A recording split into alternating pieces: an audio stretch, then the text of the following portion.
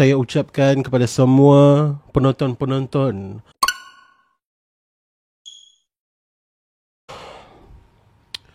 A'udzubillahi minasyaitonirrajim. Bismillahirrahmanirrahim.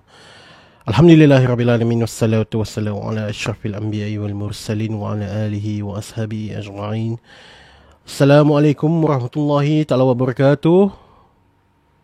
Saya ucapkan kepada semua penonton-penonton Zavlog by Pure Pixels. Berdirinya saya di sini adalah untuk mengulas dan memberikan pendapat peribadi terhadap sebuah filem terbaru di Pawagam. Jadi, tanpa membuang masa, marilah kita bertukar kembali kepada Zavlog. Okay, kalau aku nak buat style macam tu, aku rasa aku mau review aku sampai sejam.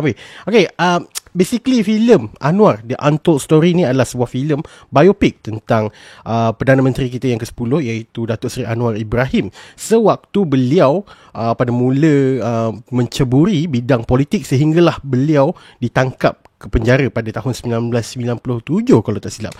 So adakah filem ini berjaya menawan hati seorang penonton biasa sahaja? Okey, di sini adalah review seorang pentaksub filem. Pentaksub filem, bukannya pentaksub politik. Aku kat sini aku nak review dari segi pandangan peribadi aku terhadap sebuah filem daripada perspektif audiens biasa saja. Okey, aku tak nak sentuh tentang parti mana betul, parti mana yang salah, benda tu semua. Aku ada ramai kawan. Okey, aku ada kawan yang fanatik Anwar Ibrahim, aku ada kawan yang fanatik Tun Mahathir, aku ada kawan yang fanatik Najib dan juga Zahid Hamidi juga. Okay, so kita bergaul lah dengan semua orang. Alright, so hari ni kita nak bincang sedikit tentang filem ni. Basically filem Anwar The Untold Story ni, dia punya production adalah filem produksi daripada Indonesia. Okay, seperti mana yang korang tahu, sebelum Perdana Menteri yang ke-10 naik, okay, Anwar Ibrahim naik sebagai Perdana Menteri, ada limitasi lah untuk orang nak buat filem yang menyentuh tentang political figure kan. So di situ ada limitasi. Mostly kalau ada pernah orang buat filem tentang parti politik apa ke, mesti akan either ban ataupun filem tu keluar, tapi tu memang bias gila lah.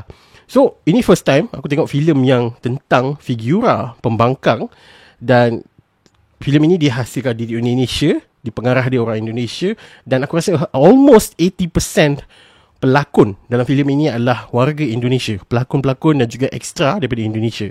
So di sini aku nak bagi tahu kepada korang, adakah worth it untuk korang pergi tonton filem Anwar The Untold Story ni? Adakah ia seperti digembar-gemburkan di Twitter yang telah ramai walauuntit semua pergi kecam aku sebab aku retweet je benda tu. Aku retweet, ramai kena bayar kan.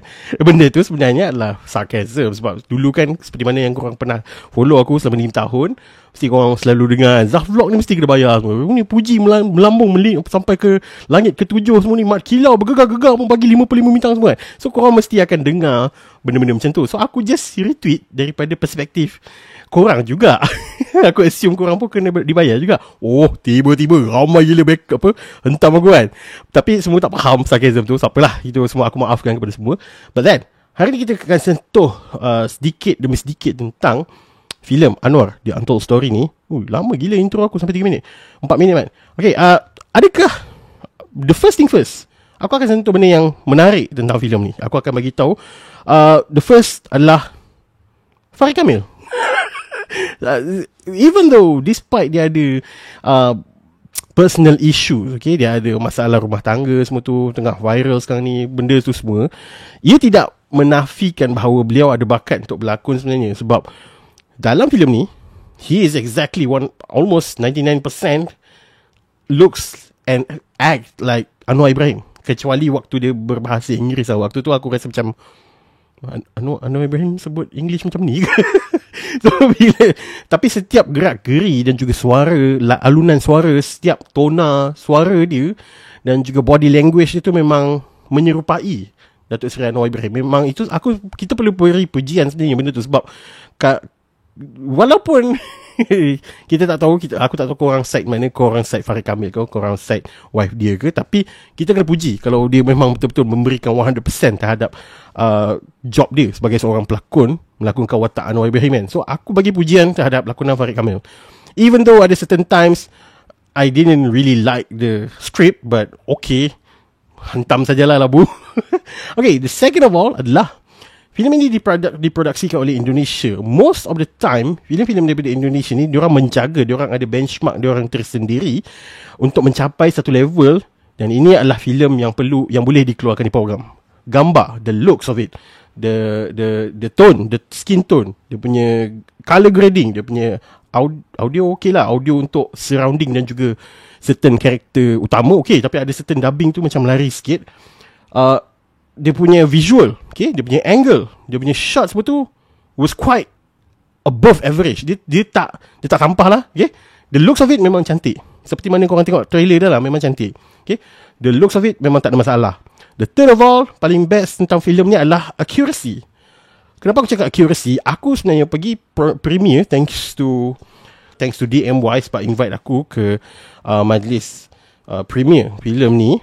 Aku bawa sekali member aku yang memang fanatik terhadap Datuk Seri Anwar Ibrahim. So dia ada explain kat aku almost 80 to 90% of this film yang almost sejam 45 minit memang accurate dengan apa yang berlaku terhadap diri Datuk Seri Anwar Ibrahim dan juga keluarga dia. Memang sebiji lah apa yang di-describe, apa yang tercatat di dalam laporan-laporan, di dalam nota-nota dan juga interview-interview semua. Memang sebiji lah apa yang diorang adaptasikan, memang sebiji dengan apa yang berlaku dalam in real life of Datuk Seri Anwar Ibrahim kan. So aku bagi pujian kepada dia kerana mereka mengekalkan that accuracy. Diorang tak buat cerita ni macam ada tokoh tambah ke apa, tak banyak lah, sikit je lah tokoh tambah yang aku rasa macam ada certain things kan. Okay, aku rasa tu je. Dah 7 minit ni, kita stop kejap. Sebab this film is supposed to be an epic kind of biopic punya film, but I didn't feel that way. Sebab okay, let's move on with the things that I didn't like with Anwar, the untold story. Ini adalah review daripada filem bukan Datuk Seri Anwar Ibrahim. Kita kena respect dia. Dia adalah Perdana Menteri. Kenapa filem ini kurang menyengat?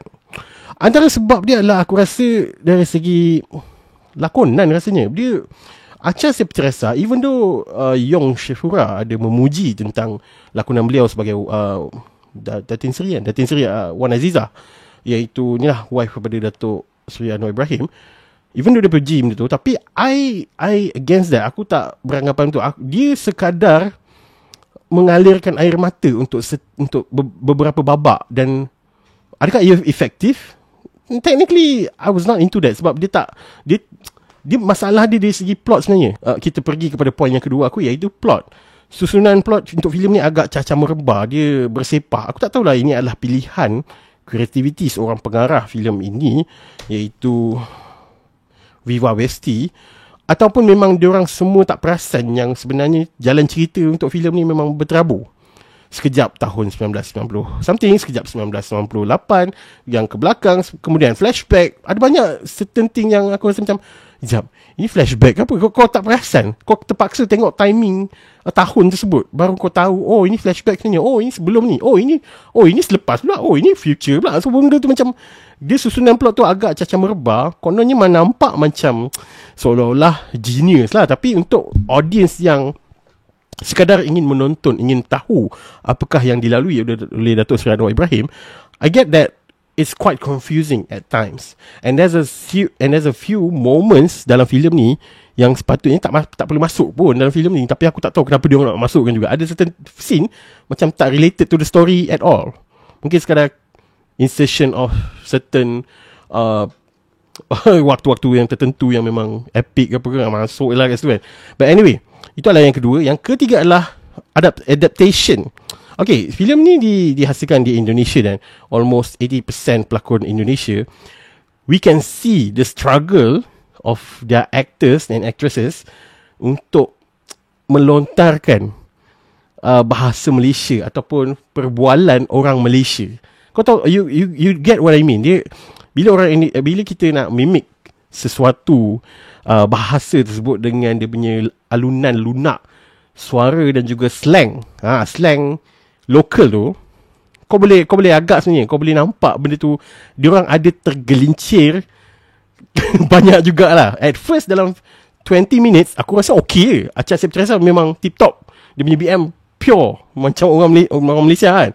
Tapi separuh daripada filem selepas tu dia dah cacah merbak. Ada certain side character, ada certain extra, tiba-tiba cakap macam ini macam dekat Indonesia. Even though dekat dia punya production value, dia punya props, dia punya feeling, dia punya visual dekat belakang tu memang nampak macam Malaysia.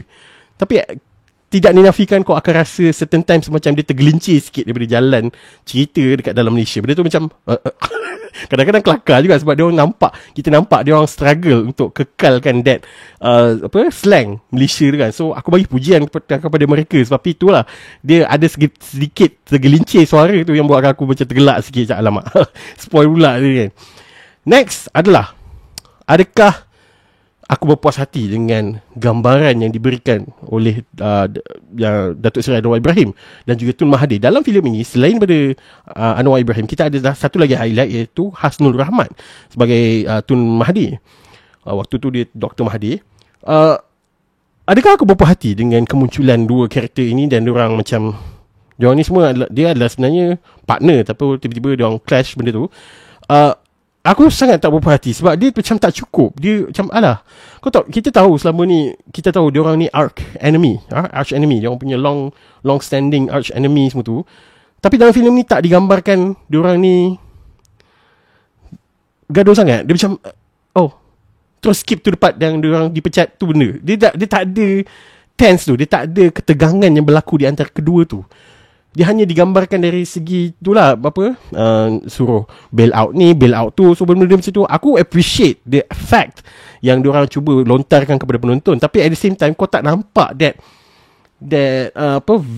pertelingkahan di antara dua karakter ni. Kita hanya nampak Datuk Seri Anwar Ibrahim melawan korupsi saja. Tapi Tun Mahathir macam tak. Dia macam, aku tak tahulah dia orang tak berani nak sentuh tu end ke apa ke. Tapi based on reports and laporan dan juga nota-nota semua tu, okey kan kalau kau adaptasi. Dia macam benda tu fakta. Tapi aku tak tahu kenapa dia orang macam hold back that thing. Mungkin orang nak elakkan saman ke apa kan. But then, selain daripada tu, ada beberapa moment di dalam filem ini where it's kind of preachy. Kau tahu tak preachy tu macam ni? Dia ada certain things bila kau paparkan kat dalam layar perak, dia adalah sebuah story. Tapi ada certain times kat dalam filem ni, dia merasakan macam seolah-olah engkau bercakap tentang kebaikan Datuk Seri Anwar Ibrahim. Kau faham tak? Dia story kepada kau. Dan benda tu nampak terlalu tell, but you don't show it. Okay, nampak tak? Dia banyak tau sebenarnya. Ada banyak kali aku rasa macam dia orang cuba seolah-olah macam mengampu pada aku. Macam alamak, aku malas nak tengok benda-benda macam ni. Sebab benda tu macam it's kind of cringe, terlalu cringe. Dan seolah-olah aku faham filem ni adalah tentang Datuk Seri Anwar Ibrahim. Yes, nobody's perfect. Ada je benda yang Datuk Seri Anwar Ibrahim buat salah. Tapi at the same time, kenapa, at least aku tak nak tunjuk benda tu, tapi kenapa benda-benda yang baik tu tidak ditunjukkan dari segi visual? Dia sekadar bercakap. Dia macam it's too preachy. Dia macam aku menyembang, orang ni baik, orang ni baik, orang ni baik. Tapi aku tak pernah tunjuk ataupun apa-apa visual bukti yang dia memang baik. So benda tu macam spoil. Kadang tu kau rasa macam, kau rasa lemak bila kau tengok cerita tu. Kau rasa macam bukan dihasut, kau diceramahkan tentang kebaikan Datuk Seri Anwar Ibrahim. I get that. Aku tahu pernah dengar semua tu. Tapi aku nak tengok dalam filem ni cuma apa yang membuatkan dia seorang yang baik. So benda tu macam tak ada. Sayanglah, itu masalah dia. Dia sayang sebab filem ini kau dah ada platform, kau dah ada Perdana Menteri kita, Anwar Ibrahim dah jadi Perdana Menteri sekalipun.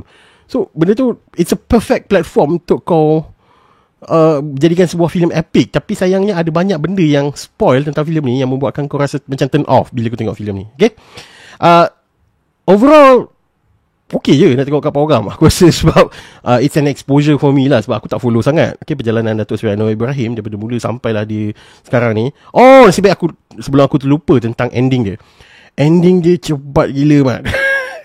Ending dia waktu dia angkat tangan tu, tahu tamat, dia bagi description sikit. Dan description dia sebenarnya panjang tu, tapi aku tak sempat baca. Aku hanya sempat baca dalam 12% of the perenggan.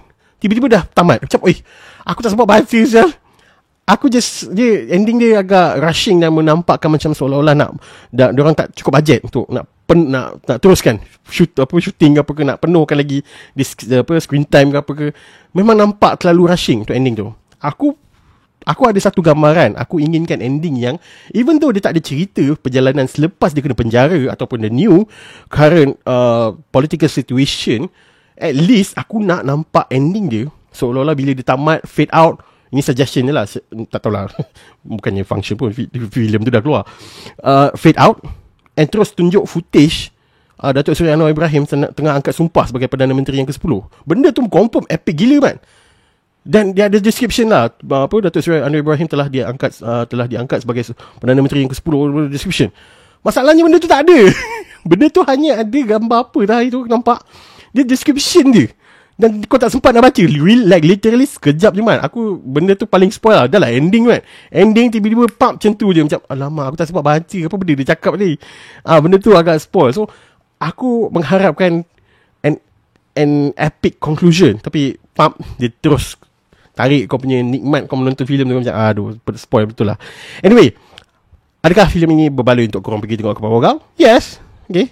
Kalau korang tak pernah tahu tentang perjalanan career politik Datuk Seri Anwar Ibrahim, apa yang dilalui oleh keluarga dia, apa yang telah dilakukan terhadap dia di dalam penjara, apa yang segala benda lah berlaku di sekeliling Datuk Seri Anwar Ibrahim, korang kena tengok filem ni sebab banyak benda yang aku baru tahu. Dan lebih baik kau bawa member yang kau tahu fanatik Anwar Ibrahim supaya dia boleh tolong describe kepada kau apa benda berlaku sebenarnya ni. Sebab ada banyak benda yang dia hanya tunjuk dan tak describe pun apa benda ni kan. Aku kena tanya member aku yang memang tahu tentang benda tu lah. So kalau korang nak tengok, aku syorkan korang bawa member-member korang yang fanatik politik ni lah. Memang diorang akan tolong kau untuk describe lebih detail lah untuk filem ni kan. So berapakah rating aku untuk filem Anwar The Untold Story ni? Aku bagi rating sebanyak 3/5 bintang untuk filem Anwar The Untold Story. Tolonglah jangan tiba-tiba ada orang serbu aku ke apa kan. Anyway, apa pandangan guys tentang filem Anwar The Untold Story ni? Korang boleh tinggalkan komen kat bawah. Adakah korang enjoy tonton filem ni? Tinggalkan komen kat bawah. Jangan lupa like, share dan juga subscribe channel Pure Pixels. Dan jumpa lagi pada Zafrul yang akan datang. Thank you.